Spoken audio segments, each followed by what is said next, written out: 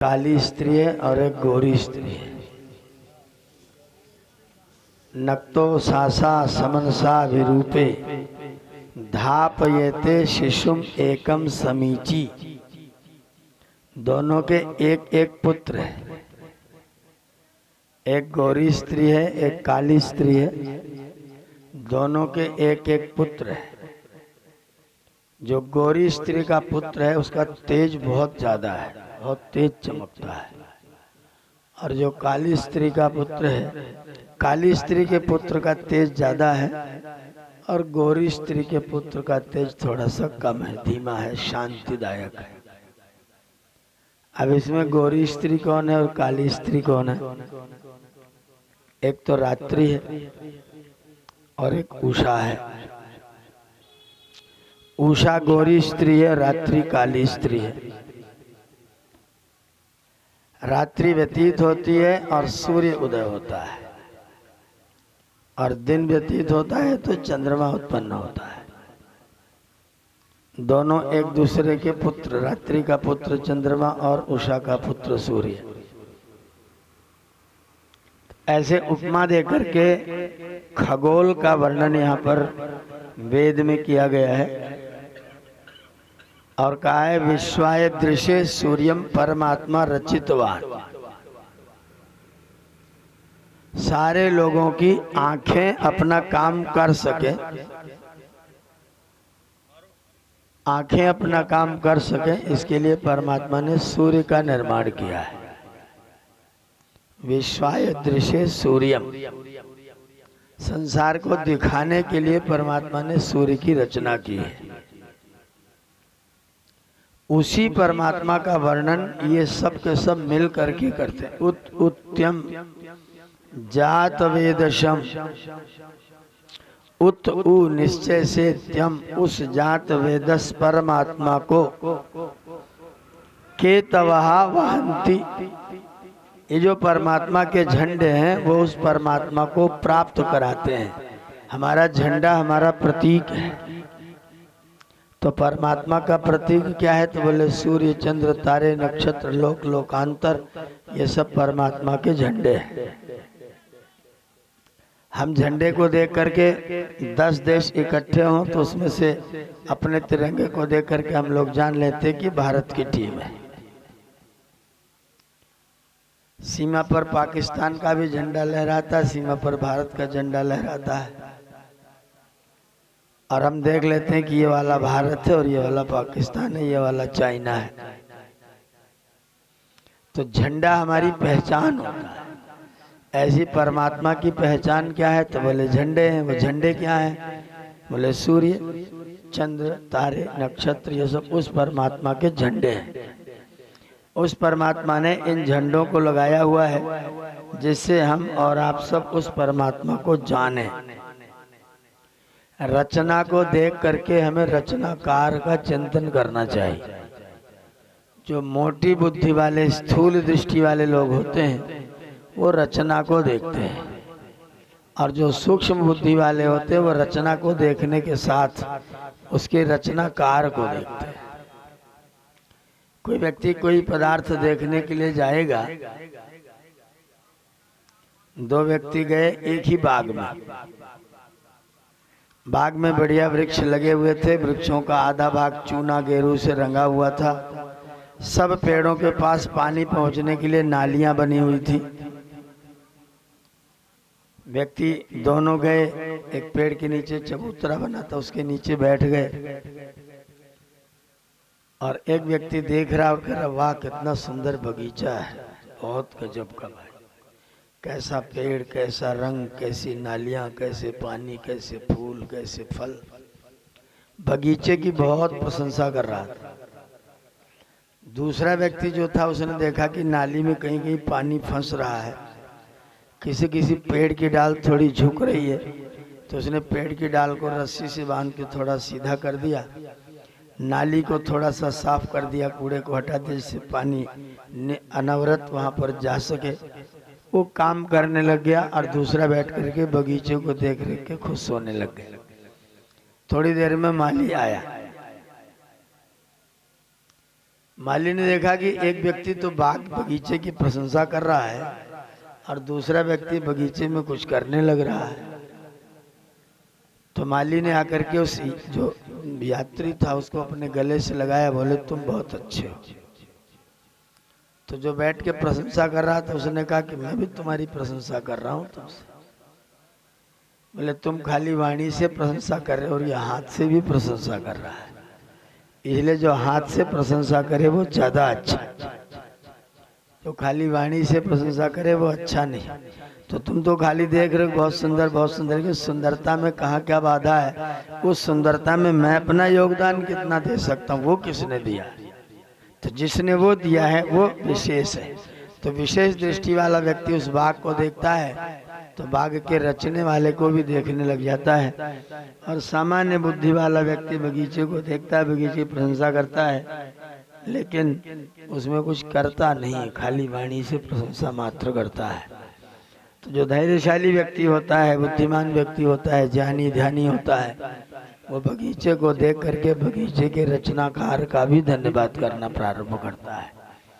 और 77वें मंत्र में परमात्मा ने कहा उपनः सुनवो गिरा, हे सुनवा।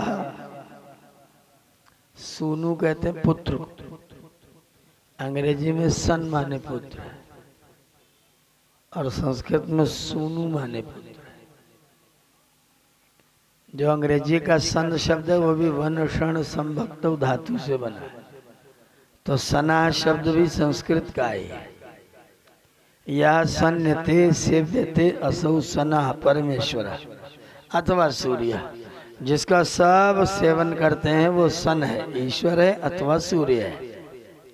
और यह सनोति असौ सन, जो हमारा सेवन करता है वो सन है, तो पुत्र हो गया।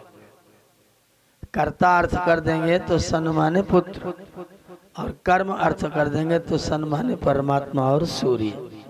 और कर्ता और कर्म दोनों में ही धातुओं से प्रत्यय होते हैं।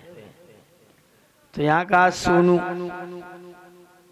हे सुनवा,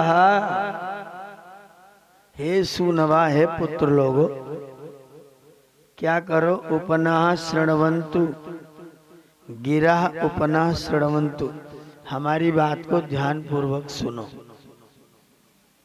इस वेद वचन को ध्यान पूर्वक सुनो।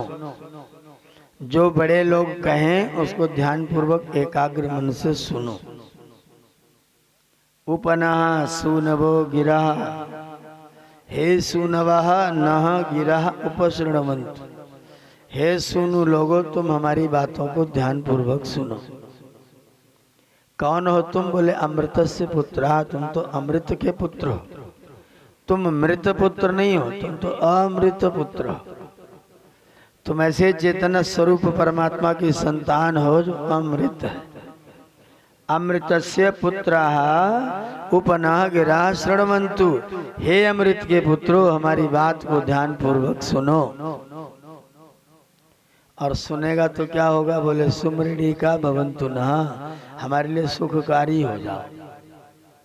जो वेद वचन को, बुजुर्गों के बड़ों की बात को सुनेगा वो बुजुर्गों के लिए सुमृणीक हो जाएगा, सुखदायक हो जाएगा। और जो बात ही नहीं सुनेगा वो ईश्वर की वाणी सुनता नहीं, पिता की वाणी सुनता नहीं, गुरु की वाणी सुनता नहीं। और शृण्वन्तोपि गजनिमीलिनेन अवधीरयन्तः, सुन भी लेते हैं तो जैसे हाथी चला जाता है ना,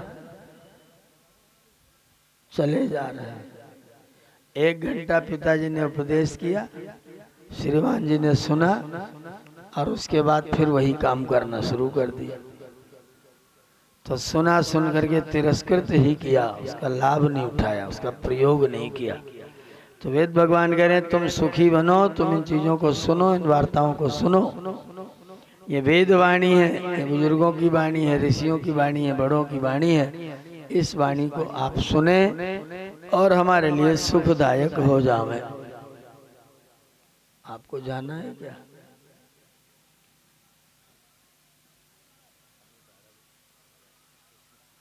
अच्छा, आप सेना में धर्माचार्य हैं, कौन से विभाग में?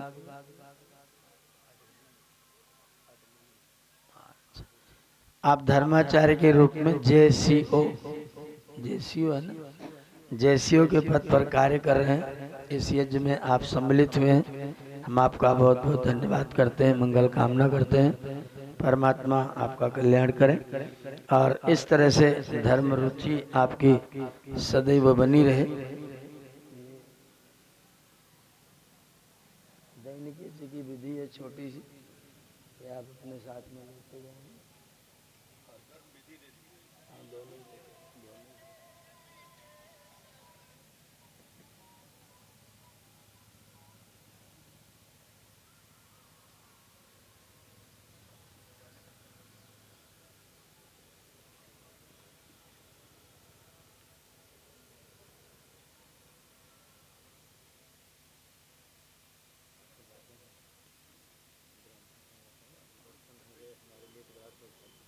बहुत बहुत धन्यवाद, मंगल कामना। आप सेना की सेवा करते हुए राष्ट्र की सेवा करते रहें, हमारे सैनिकों को प्रेरित करते रहें।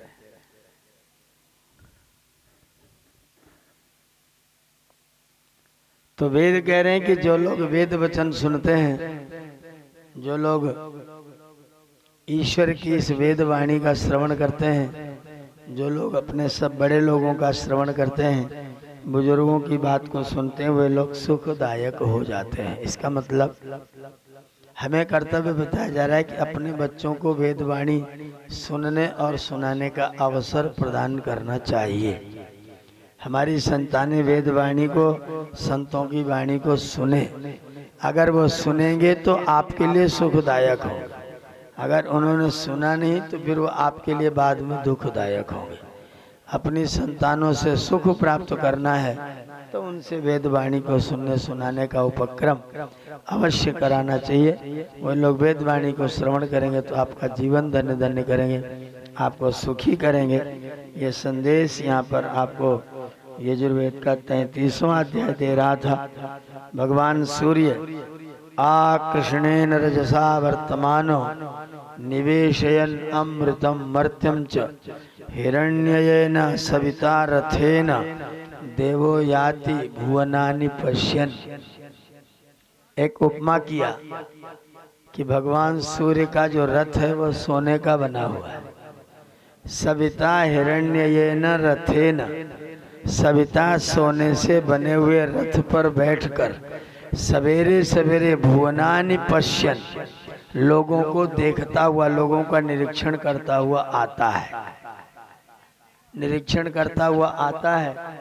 और जो पड़े रहते हैं उनको भी देखता है, जो खड़े रहते हैं उनको भी देखता है। जो पड़े रहते हैं उनका क्या होता है?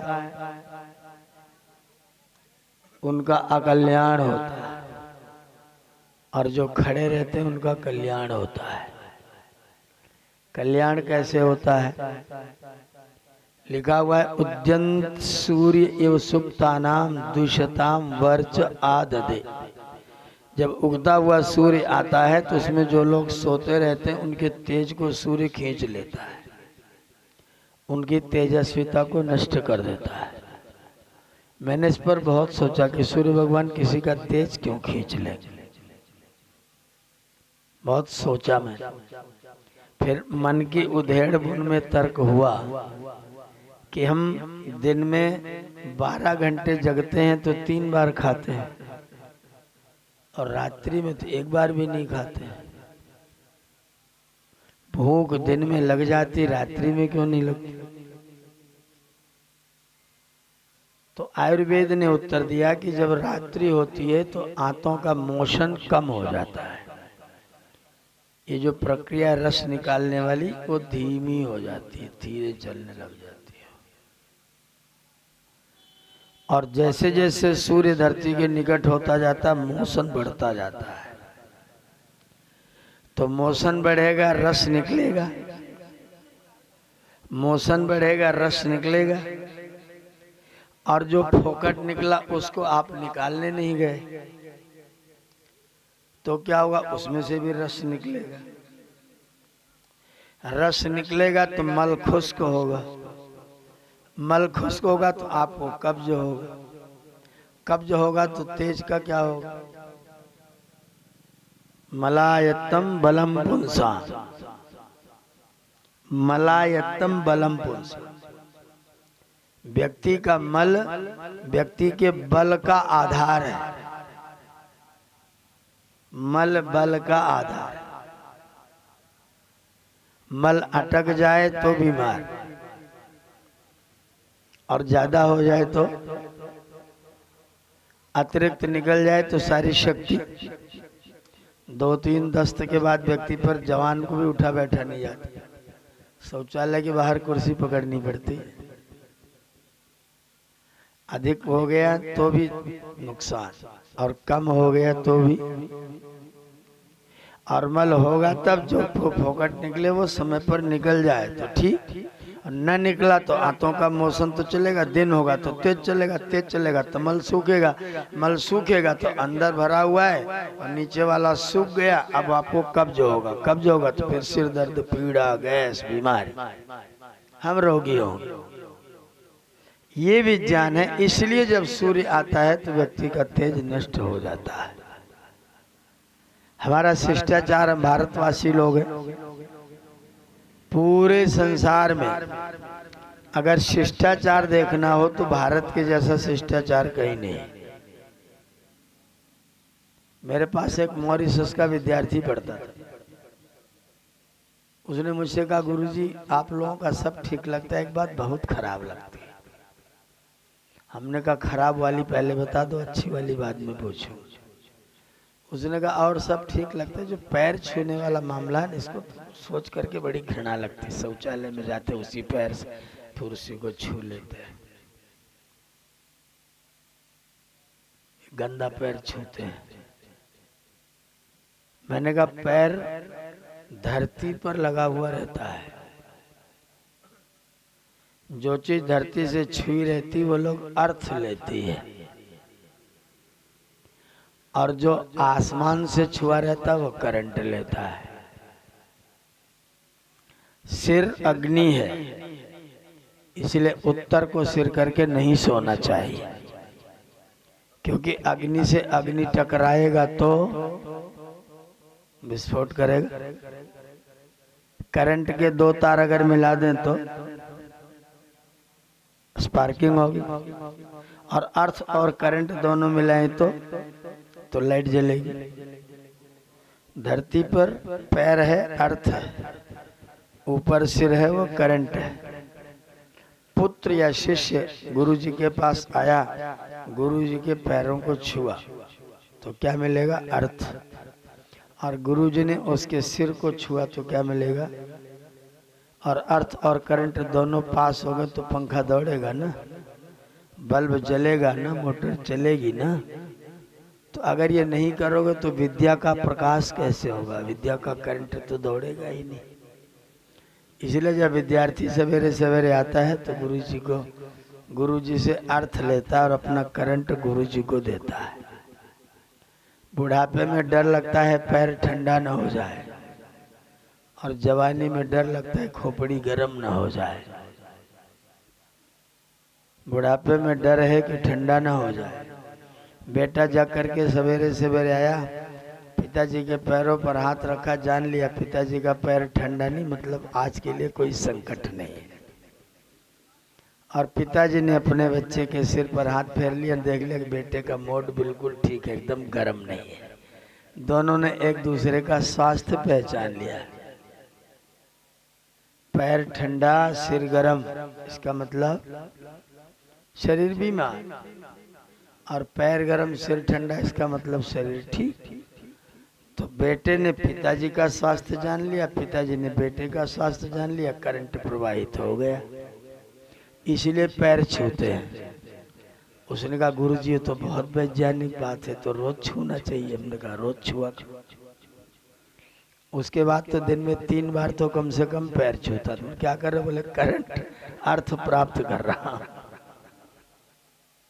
अर्थ प्राप्त कर रहा हूं।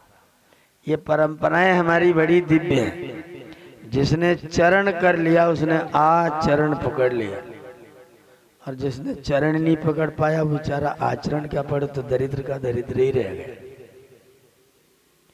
सूर्य हमारे यहाँ संस्कृति, हमारी कल्चर है, हमारी कल्चर है। अंग्रेजी वाले नहीं, हिंदी वाले, संस्कृत वाले। अंग्रेजी के कल्चर का तो पता नहीं, पर संस्कृत का कल्चर जो है का सुख, का माने सुख, ला माने लाने वाला, जो सुख लाए उसे कहते हैं कल। और सुख के लिए जिसका चर माने सेवन किया जाता है उसका नाम क्या है? कल्चर। कम सुखम लाती थी कलह और कलाय सुखाय चर्यते सेव्यते स कलचरा। जिसका सेवन सुख के लिए किया जाता है उसका नाम है कल्चर। तो हमारा कल्चर क्या है, हमारा शिष्टाचार क्या है? बड़े आए तो छोटे खड़े हो जाएं, बड़े आए तो छोटे खड़े हो जाएं।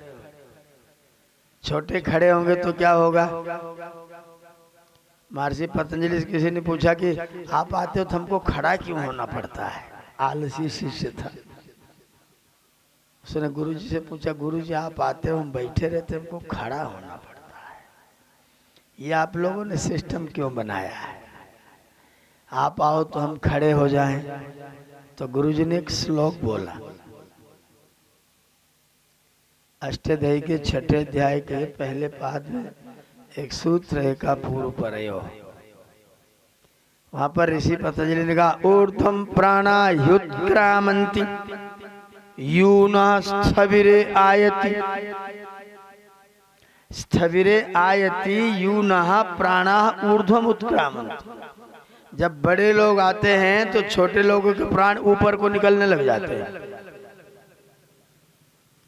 जब बड़े आते हैं तो छोटों के प्राण ऊपर को निकलने लग जाते हैं, और जब छोटों के प्राण ऊपर को निकलते तो छोटे तुरंत बो डाउन कर देते जिससे उनके प्राण ऊपर न निकल जाएं। इसलिए प्रत्युत्थान विवादाभ्याम पुनस्तान प्रतिपद्यते, उठ करके झुक जाता है जिससे प्राण न निकलने पाए, बचे रह जाए, इसलिए खड़ा होकर झुकता है। प्राण ऊपर ही ऊपर न भाग जाए। गेंद जब बाउंस जाती तो क्रिकेट का बल्ला चलाने वाला क्या करता है? बो डाउन, सिर झुकाता है, जाने। तो उनके प्राण निकलने से बच जाते, इसीलिए विद्यार्थी दौड़ के गुरु जी का चरण स्पर्श करता है। तो ये जो हमारा सिस्टम, जो हमारा प्रबंध तंत्र है, जो हमारा शिष्टाचार है, वो अत्यंत विज्ञान सम्मत है। कोई एक भी क्रिया ऐसी जो विज्ञान सम्मत ना हो। अभी हार्वर्ड विश्वविद्यालय में एक शोध हुआ, दुनिया की जितनी भाषाएं बोलते उन भाषाओं के बोलने पर शरीर के तंत्र पर, जो हमारी 72 करोड़ 72 लाख नस नाड़ियां, उन पर प्रभाव कौन सी भाषा से कितना पड़ता है। और यह हमारा शोध नहीं है, हार्वर्ड के लोगों का शोध। उन्होंने कहा कि अंग्रेजी बोलने पर शरीर की केवल 30% धमनियां, शिराएं जो हैं वो क्रियाशील होती, 30% केवल। हिंदी, गुजराती, कन्नड़, तमिल, मलयालम, लैटिन, ये सब भाषाएं बोलते हैं, रसियन, चाइनीज, तो 70% तक ध्वनियों और शिराओं पर उसका प्रभाव पड़ता है। उन्होंने घोषणा किया, अभी ताजा शोध है, कि वेद के मंत्रों का उच्चारण करने पर 100% धमनियां और शिराएं, वेद के मंत्रों की ध्वनियों में पूरी की पूरी शिराएं खुलती हैं। संस्कृत बोलते हैं तो सब पर प्रभाव पड़ता है। अपनी देशी भाषाएं बोलते हैं तो 70 पर प्रभाव पड़ता है, और अंग्रेजी जो उनकी भाषा के तो उसको पढ़ते तो केवल 30% प्रभाव पड़ता है। इसलिए उन्होंने गीता को प्रमोट करना शुरू किया कि गीता पढ़ो, शुद्ध उच्चारण के साथ पढ़ो, एक एक अक्षर को शुद्ध शुद्ध कर। वेद के मंत्रों की संधियां जब तोड़नी पड़ती ना, पूरे दिमाग की नसें खड़ी हो जाती, कौन सा शब्द कैसे बोला जाएगा। अनुत्तमाते मघवन्न किर्नु, अनुत्तमाते मघवन्न किर्नु, नत्वा अस्ति देवता विदान। ऐसी दुनिया दूसरी भाषाओं में, आओ गो, वेयर आर यू गोइंग, आओ गो, माय हाउस इज रेड। जो वेद के मंत्रों की ध्वनियों को बोलते तो आपको पता लगा कि मेरे पर उसका प्रभाव पड़ रहा है। और दूसरी भाषा बोलेंगे तो आपको स्वयं प्रतीत होगा कि उसका वो प्रभाव नहीं पड़ रहा है। तो हमारे पास जो है वो वैज्ञानिक है, सिस्टेमेटिक है, बहुत सुंदर है और विज्ञान सम्मत है। बाकी दुनिया के पास में जो कुछ है वो जो यहाँ से गया वो उत्तम उत्तम, और जो उनका अपना है वैसे ही है, वो तथाकथित है। तो आपके पास जो पवित्र धर्म है, वेद का मंत्र है, और वो कह रहा है सुमृढ़ि का भवन्तु नः, तुम्हारी इन वेद वाणियों का श्रवण करो और सुमृढ़ीक बन जाओ, सुंदर श्रेष्ठ उत्तम सुखदायक बन जाओ। ये संदेश वेद मंत्र हमको प्रदान करते हैं। इमा उत्वा पुरुवसो गिरो वर्धन्तु यामम। सब मंत्रों में सुंदर सुंदर संदेश यहाँ पर आपके लिए दिए गए हैं। इन वेद मंत्रों को सुनते हैं, पढ़ते हैं तो आपको विज्ञान सम्मत देवम देवम वो अवश्य अवश्य देवम देवम, अपनी रक्षा प्राप्त करनी हो तो देवम देवम, प्रत्येक वस्तु को देवता मान करके, प्रत्येक वस्तु को देवता मान। अंग्रेज लोग कहते हैं कि भारत के लोग तो जड़ वस्तुओं को देवता मानते हैं, जड़ वस्तुओं को भी देवता मानते हैं। हमने कहा जड़ वस्तु यदि देवता नहीं है तो अन्न खाना आज से छोड़ दो, पता चल जाएगा देवता है कि नहीं है। तीसरे दिन के बाद उठा जाएगा। एक पसेरी खाते हो तो तुम्हारी गाड़ी चलना शुरू करती है, तो देवता है कि नहीं? अगर इसके अंदर देवत्व ना होता तो चलने की शक्ति, सामर्थ्य, एनर्जी, पावर, ऊर्जा जो आप प्राप्त करते हो आपको मिलती क्या? जल के अंदर देवत्व है, अन्न के अंदर देवत्व है, धरती माता के अंदर देवत्व, इसलिए क्योंकि इनसे ही हमारा जीवन है। एक तृण भी अगर आपको लाभ पहुंचाता है तो आपके लिए देव है। एक तृण। कविता आपने पढ़ी होगी, अयोध्या नाथ सिंह हरिऔध, उन्होंने कविता लिखी बहुत लंबी, उसकी 4 लाइन आपको सुनाता हूँ लास्ट। एक घटना हुई थी, उनको छत पर खड़े थे, आंधी आ गई, आंख में तिनका गिर गया। एक दिन मैं था मुडेरे पर खड़ा, मुडेरे पर खड़े थे, तिनका आके आंख में गिर गया, आंखों में आंसू बहने लग गया, बड़ा पोछा बड़ा किया, कोई मूठ दे रहा है, कोई कैसे दे रहा है, कोई कैसे दे रहा है। अंत में माताजी ने कहा कि बेटा जिस आंख में तिनका गिरा उस आंख को नीचे करके लेट जाओ और खोलो बंद करो, खोलो बंद करो, खोलो बंद करो। तो राल के साथ में जब किसी विधि से निकल तिनका गया तब समझने यो मुझे ताने दिए, ऐंठता तू किस लिए इतना रहा, एक तिनका भी बहुत तेरे लिए, एक तिनका भी बहुत तेरे। डूबते को किसका सहारा कि पेड़ का, डूबते को तिनके का सहारा। ये जो घास उगी हुई ना, घास, ये कोई साधारण चीज नहीं है, ये सब के सब औषधियां हैं। एक एक पत्ती, फल, फूल सब कुछ औषधि है और आपको जीवन प्रदान करने के लिए है। ये सामग्री में हमारे ब्रह्मचारी ने खूब काट काट के क्या क्या औषधियाँ ढूंढ ढूंढ के ताजी, अपामार्ग, सहदेवी, 5 प्रकार की तुलसी, 5 प्रकार का बला, सब औषधियाँ काट काट के सामग्री में हम लोगों ने मिलाया है, जिससे हमको बल मिलेगा। जब जब तिनका छोटी छोटी चीज भी हमारे कल्याण, परमात्मा ने कोई ऐसा संसार में पदार्थ ही नहीं रचा जो हमारा कल्याण नहीं करता, इसलिए सब देव है। हमारा देव तो सब जगह है, गंगा भी हमारे लिए देव है, पृथ्वी हमारे लिए देव है, सूर्य भी हमारे लिए देव है। ये जितने भी पदार्थ मात्र हैं वो सब, किसी एक चीज को जीवन से हटा करके फिर देखो कि देवत्व इनके अंदर है कि नहीं। किसी एक चीज को अलग निकाल दीजिए, घास फूस को अपने जीवन से निकाल दीजिए, तो इतने बड़े मेले में रहने की जुगाड़ क्या करिएगा। कोई एक चीज भी आप अपने पास से निकाल नहीं सकते। परमात्मा इतनी उपयोगी, इतनी श्रेष्ठ चीजों का निर्माण हमारे और आपके लिए किया है। वो कलाकार, वो रचनाकार सदैव हमारे कल्याण की कामना के साथ पदार्थों की रचना करता है। एक छोटी घटना सुना के आगे चलते हैं। आयुर्वेद की भूमिका में लिखा है कि धन्वंतरी महाराज के 5 शिष्य उनके पास में पढ़ रहे थे। 48 साल के हो गए पढ़ते पढ़ते। गुरुजी ने स्नातक बनने के लिए कहा ही नहीं, और वो भी पढ़ते रहे, उन्हें भी कुछ नहीं कहा। 48 साल के हो गए तो रोहित नाम का एक शिष्य आया गुरुजी के पास। गुरुजी, हम कब स्नातक बनेंगे? गुरुजी ने कहा परीक्षा दे तो पास हो जाओगे, स्नातक बना देना। बोले गुरुजी फिर परीक्षा ले क्यों नहीं रहे? परीक्षा ले लीजिए। बोले ठीक है, आज से तुम्हारी परीक्षा शुरू। बोले प्रश्न पत्र कहाँ है? बोले प्रश्न केवल एक और टाइम 12 महीना। प्रश्न केवल एक और समय 12 महीना। बोले ये कौन सा प्रश्न है? बोले बस तुम तैयार हो जाओ परीक्षा देने के लिए, एक ही प्रश्न बोलूंगा और 12 महीने में हल करके लाना है। बताओ गुरुजी। गुरुजी ने कहा कि संसार भर में जहां जाना चाहो जाओ, जहां भी जाना चाहो जाओ, सब व्यवस्था हमारी ओर से होगी। रथ ले जाना चाहो ले जाओ, घोड़ा ले जाना चाहो ले जाओ, साथ में सैनिक रखना चाहो ले जाओ, व्यक्ति चाहो, सेवक चाहो, सब जो चाहो ले जाओ, और सब भोजन भोजन की व्यवस्था आश्रम की ओर से होगी। कोई ऐसा पदार्थ ढूंढ के लाओ जिसका चिकित्सा में प्रयोग ना हो सके। ऐसा कोई पदार्थ लाओ जिसका चिकित्सा में कोई प्रयोग ना हो। सब चल पड़े तो तभी ढूंढ के लाते हैं।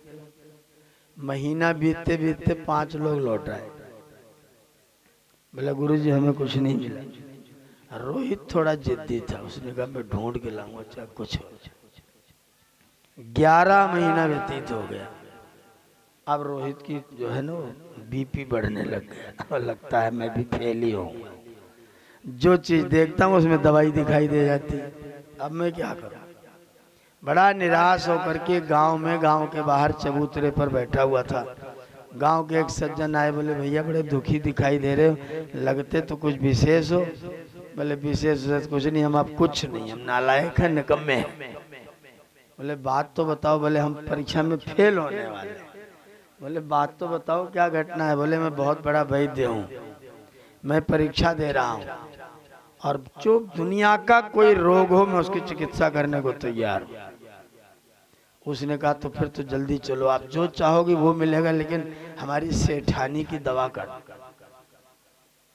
लेके गया सेठानी के पास। क्या हुआ इनको? बोले 16 साल हो गया करवट नहीं बदली है,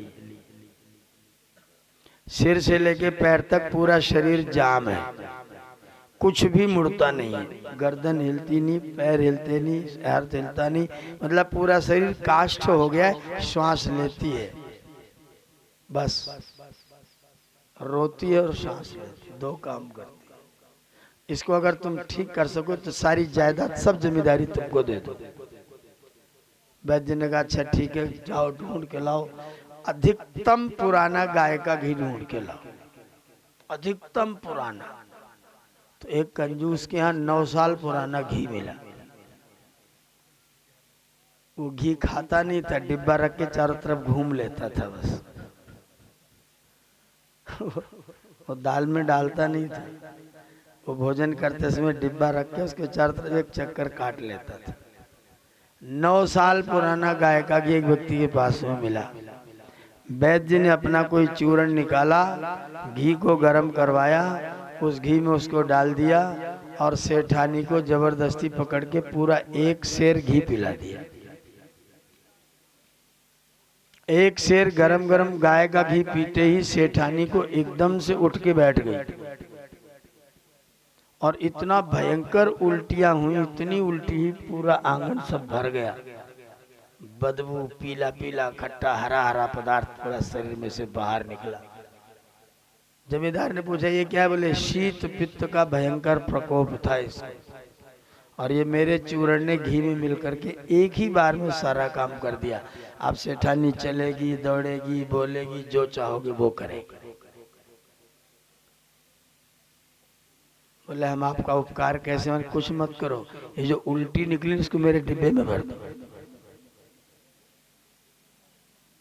ये जो निकला है ना इसको मेरे डिब्बे में जल्दी से भर दो, इतनी कृपा कर दो बस। बोले इसका, बोले तुम कुछ मत पूछो, इसको जल्दी से भरो बस। वैद्य जी ने डिब्बे में वो सब उल्टी भरवाई और लेके सरपट दौड़े गुरुकुल के लिए। गुरुजी के पास है, गुरुजी इसकी दवा बताओ क्या है। गुरुजी ने कहा ये है क्या वो तो बता। इन्होंने सारी घटना सुनाई तो गुरुजी ने कहा कमंडल उठा, चल मेरे साथ गांव में। गुरुजी उसको लेकर के गांव में गए और देखा कि एक बैल अपने खूंटे पर ऐसे से झूम रहा था। गुरुजी ने कहा इस बैल को ये सारी पिला दे। उनने बैल को पिला दे। बोले अब ये जिंदगी में कभी भी नहीं झूमेगा, अब ये खूंटे पर आराम से खड़ा रहेगा। दवाई है कि नहीं। रोहित लेट गया, आंखों से आंसू बहने लगे, पैर पर सिर रख लिया। गुरुजी मैं फेल हो गया। बोले नहीं बेटा तू ही तो पास हुआ है, तू ही पास हुआ, बाकी जो पहले आ गए थे ना वो सब के सब फेल हो। तूने प्रयोग तो किया और ये भी निश्चित है पास ये हुआ कि संसार में कोई ऐसा पदार्थ है ही नहीं जिसका चिकित्सा में कोई प्रयोग नहीं। कोई भी पदार्थ ऐसा नहीं, आपका मल भी चिकित्सा के लिए हो। जो जगत में जितना भी पदार्थ मात्र सबका चिकित्सा के लिए प्रयोग किया जा सकता। तू पक्के तरीके से पास हुआ है। और फिर वो रोहित वैद्य को उस दिन डिग्री प्रदान की कि अब तुम वैद्य हो गए। ये घटना जब मैंने पढ़ी तो मैं बड़ी देर तक वो मतलब हृदय से गर्व महसूस करता रहा। अपने ऋषियों की परंपरा पर चिंतन करके मुझे हर्ष होता रहा कि उन लोगों ने कितना खोजा कि सिद्ध किया कि एक अणु भी ऐसा नहीं जिसका चिकित्सा में प्रयोग ना। उन्होंने कितना प्रयोग किया होगा, कितना प्रयोग किया व्यक्तियों ने। शरीर का सारा विज्ञान लिखा, कब क्या कैसे खाना, सबका गुण धर्म लिखा, एक एक पदार्थ का गुण लिखा, उसमें क्या क्या गुण है, रेचक है, शीत है, पित्त है, ठंडा है, गर्म है, कैसे कैसे अनुपान के साथ प्रयोग करें तो कैसा कैसा प्रभाव करेगा, कौन से अन्न से तुम्हारी चिकित्सा, सारा ज्ञान विज्ञान उन लोगों ने आयुर्वेद के अंदर कूट कूट करके भरा और पूरा जीवन उसके सिद्ध करने में अपना लगाया। और वेद भगवान ने बताया कि तुम इसको पढ़ोगे तो तुम्हारा बहुत कल्याण होगा। देवम देवम, वो रक्षा चाहते हो ना तो इन सब पदार्थों को देव मानो और इनका दुरुपयोग मत करो। तंबाकू दवा है लेकिन खैनी बनाने पर नहीं। रोज खाने लग जाओगे तो फिर दवा नहीं, फिर बीमारी पैदा करेगी। वो दवा है तो दवा के तरीके से प्रयोग करो। अच्छा कीटनाशक है लेकिन रोज खाओगे तो दांत का भी तो नाशक है, पौसोड़ों का भी तो नाशक है, फिर क्या होगा, अभी नुकसान पहुंचेगा। अतिरिक्त नहीं, सदुपयोग करोगे तो औषधि और दुरुपयोग कर दिया तो विष। और हर वस्तु ऐसी जिसको आप अमृत समझते हैं ना वो भी ज्यादा कर दो तो विष ही। अभी ले करके खाली पेट ढक ढक ढक ढक ढक ढक दूध पी जाओ, दूध को एक सांस में पी जाओ और देखो क्या परिणाम होगा। उसी दूध को पियो घूंट घूंट करके। 1.5 घंटा टाइम लगा करके मैंने 7 लीटर तक दूध पिया है एक समय में, लेकिन टाइम 1.5 घंटा घड़ी देख के। 10 बजे रात को बैठे 11:30 बजे तक पूरा कैंपर खाली करना था, बैठ करके खाली। लेकिन अगर ऐसे पी गए तो गए काम से। पानी को खड़े होके पियोगे तो नुकसान करेगा, दूध को बैठ के पियोगे तो नुकसान करेगा। दोनों की डेंसिटी अलग अलग। पानी को बैठ के पियो, दूध को खड़े होकर। दूध पीना हो तो बैठ के ना पियो, खड़े खड़े पियो, और पानी पीना हो तो खड़े होके ना पियो, बैठ के पियो। दोनों की डेंसिटी में अंतर है। आपका दूध खड़े खड़े पिया जाएगा तो ज़्यादा पाचक करेगा और जल्दी पचेगा, ज़्यादा रस प्रदान करेगा। पानी बैठ के घूंट घूंट करके आराम से पियो, उसको खड़े खड़े ढकढकाना नहीं है, नहीं तो वो भी नुकसान ही करे, फिर कोई फायदा आपको नहीं पहुंचाएगा। हर चीज का अनुपान निश्चित है। ऐसे प्रयोग करोगे, सदुपयोग करोगे तो सुखदायक, दुरुपयोग करोगे तो कोई वस्तु ना तो सुखदायक है ना तो दुखदायक है। सदुपयोग सुखदायक है, दुरुपयोग दुखदायक है। टंकारा में मैं पढ़ाता था, होम्योपैथी की गोलियां डॉक्टर जितेंद्र ठक्कर जी आते थे, मीठी गोली, बच्चे वैसे पहुंच जाते थे, गुरुजी दर्द हो रहा, अच्छा ले चलो ये गोली ले जाओ। एक दिन उन्होंने गोली दे दिया एक बच्चे को, बोले 4-4 गोली दिन में 3 बार खाना। उन्होंने कहा मीठी मीठी गोली, इसमें कुछ है तो है नहीं, इसमें है क्या? पूरी डिब्बी एक ही टाइम में भोजन के बाद पूरी चौपट कर, पूरी डिब्बी खा गए और खा करके रात को सोया और सवेरे उठा तो चेहरा इतना चौड़ा, आंखें दिखती नहीं, खत्म हो गई। मतलब ये इतना ढक गया। और सवेरे जब जगाने के लिए गए 4 बजे, तुमने कहा ये कौन है भाई? बच्चे को कोई पहचाने ही नहीं। अंडर चड्ढा जो पहना था नीचे सोने के लिए, एकदम जांघों में इतना कसा कसा, पूरा एकदम फिट, पहलवानों जैसे। बनियान फट गया, चड्ढा एकदम बिल्कुल कस गया, आंखें बंद, उठा तो बोल न पाए। मैंने कहा तुझे क्या हुआ? गुरुजी रात को पता नहीं क्या हुआ। मैंने कहा तू सही से पूरा अपनी दिनचर्या सब बता, तूने क्या क्या किया? बोले कुछ नहीं, वो गोली डॉक्टर साहब ने दी थी, पूरी खा ली एक बार। मीठी गोली, होम्योपैथी की गोली है, लगता है कुछ नहीं है, और वो सारी एक ही बार में खा गया। एक रात में उसका वजन तौला तो 30 किलो था तो 60 किलो निकला जा। 10 साल का बच्चा था, पूरा शरीर एकदम पानी भर गया। हम उसको लेके फटाफट भाग के राजकोट पहुंचे। हमने कहा डॉक्टर साहब इसका ये हो गया।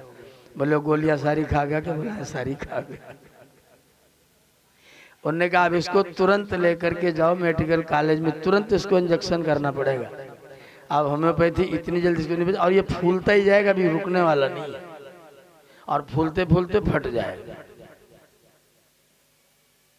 इतना और फूलेगा और फूलेगा, फिर बीच में से फट जाएगा, फिर इसको कोई बचा नहीं पाएगा।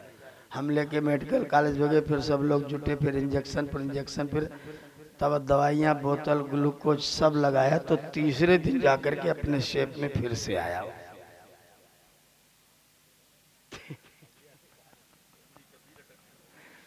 वो सब पूरा सिकुड़न, वो तो फिर 4-6 महीने मालिश वालिश किया, तब जाकर के पूरा मतलब सब चीज बिल्कुल फिट, तो 6 महीने लगे उसको ठीक होने। दुरुपयोग ये मत समझना कि मीठी गोली तो खा जाओ।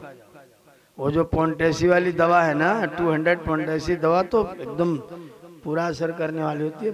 200 पोंटेसी मिली तो उसको मार दिया सर, तो क्या होगा? तो दुरुपयोग दुखदायक है, सदुपयोग सुख। सुख और दुख की परिभाषा कोई पूछे तो क्या करना? वस्तु का सदुपयोग, जीवन का सदुपयोग, श्वासों का सदुपयोग, आंखों का सदुपयोग सुखदायक है, और दुरुपयोग खड़े हो जाओ, घूर करके देखना शुरू करो, पीटे बिना नहीं लौटोगे। खड़े होकर घूर के देखना शुरू करो तो बिना पीटे लौट पाओगे, पक्का पिटोगे। तो इंद्रियों का भी दुरुपयोग करोगे तो दुखी होगे, सदुपयोग करोगे तो सुख की परिभाषा है सदुपयोग। जो व्यक्ति जीवन में जितना सुखी, इसका मतलब वो जीवन का सदुपयोग कर रहा है, नहीं तो दुरुपयोग करेगा तो दुख। और जो दुखी जीवन का दुरुपयोग करता है व्यक्ति, इसलिए दुखी। सारे दुखों का कारण सर्वम परवशम दुखम सर्वम आत्मवशम। जब आत्मा के वश में सब हो जाए तो सुख है, और तू ही किसी के वश में हो गया तो फिर दुख है। इंद्रियों के वश में हो गया तो दुख, मन के वश में हो गया तो दुख, किसी व्यक्ति के वश में हो गया तो भी दुख। व्यक्ति के भी बस में आएगा तो तुझ दुखी होगा। आदत कोई गंदी पड़ गई तो भी दुखी होगा। अच्छी भी आदत पड़ गई, व्यसन बन गया तो भी दुखी होगा। अच्छी भी चीज अगर व्यसन बन गई तो दुखदाई हो सकती है। एक सरदार जी जमींदार थे, बोले कि हमारे राज्य में कोई व्यक्ति हिंदी में गद्य में नहीं बोलेगा, सब लोग पद्य में बोलेंगे।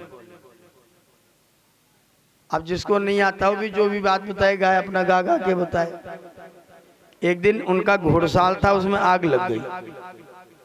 4-5 नौकर थे घुड़साल में, सब भाग गए। ओ सरदार जी, ओ सुनो सरदार जी, ओ सरदार जी, ओ सुनो सरदार। सरदार जी भी आ गए। बताओ मेरे यार जी, क्या है समाचार जी, ओ सरदार जी, सुनो सरदार जी। आधे घंटे तक नाचे गए तो अंत में तुम्हारे तबेले बिच लगी आग जी सरदार जी। तुम्हारे तबेले में आग लगी है। बोले नालायक हो तो इतनी देर नाच के, और बोले आपने तो कहा था नाच गा के बताएगा।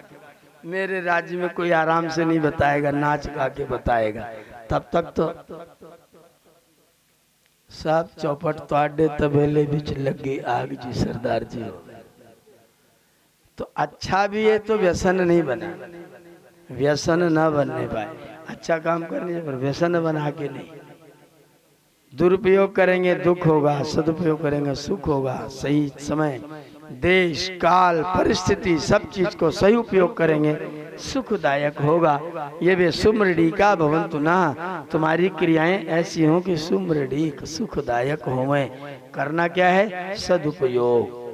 कपड़े का सदुपयोग करो, पहनो, ओढ़ो, बिछाओ, और उसी को फंदा बना के लटक जाओ तो धोती ही है ना। लटक गए तो क्या हो? पहनो तो अच्छी बात, पगड़ी बांध लो तो भी गनीमत, लेकिन लटक गए तो क्या हो? इसलिए दुरुपयोग नहीं। अपनी क्रिया, हर व्यक्ति एकदम दृष्टि बना लीजिए, मेरी क्रिया से मुझे या किसी अन्य को सुख हो रहा है कि नहीं, बस फिर काम को करो। इतना सोच के करो कि मेरी क्रिया से किसी को सुख हो रहा है कि नहीं। ये प्रश्नवाचक चिन्ह लगा के फिर कोई भी काम करो।